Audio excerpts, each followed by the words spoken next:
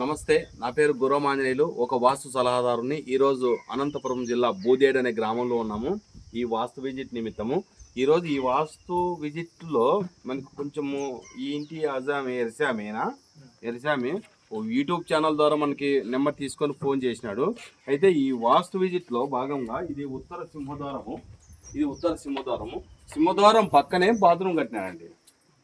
ఈ సింహద్వారం అంటే ఉత్తర ఈశాన్యంలో బాత్రూమ్ కట్టడం వల్ల ఇంటి యజమాని ఎంతన్నా డబ్బు సంపాదించుకో నిలబడదు, అభివృద్ధి ఉండదు, పిల్లల చదువులు ఉండవు, మైనస్ లైక్ వెళ్ళిపోతుంది. అంటే ఇంటి యొక్క ఆవరణంలో ఈశాన్యంలో అంటే ఇంటికి అంటు పెట్టుకొని అంటే ఇంటికి టచ్ చేసి ఇలా కడితే వాస్తు దోషంగా మనం చెప్పవచ్చు. అంటే వాస్తు దోషంగానే కరెక్ట్గానే ఉంది.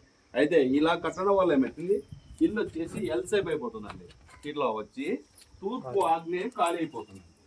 ఇక్కడ తూర్పు ఆగ్నేయం అంటే ఇండ్లు బారుగా వచ్చేసి ఈ ఆగ్నేయం బాగా చూపించిన ఈ ఆగ్నేయం ఖాళీ అయిపోతుంది.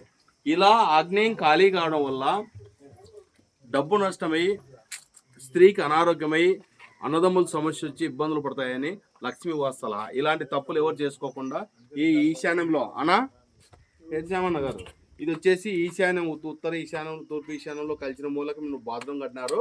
ఈ బాత్రూమ్ రిమూవ్ చేసేసి మీరు వచ్చేసి తూర్పు ఆగ్నేయంలో ఇంటికి టచ్ కాకుండా బాత్రూమ్ కట్టుకుంటే మీకు ఎనర్జీ వచ్చి అంటే వాస్తు దోషం వెళ్ళిపోయి ఇల్లు నెంబర్ 1గా ఉంటుందని లక్ష్మీ వాస్తు సలహా. థ్యాంక్ యూ అండి. మీ గుర్రమాంజనేయులు.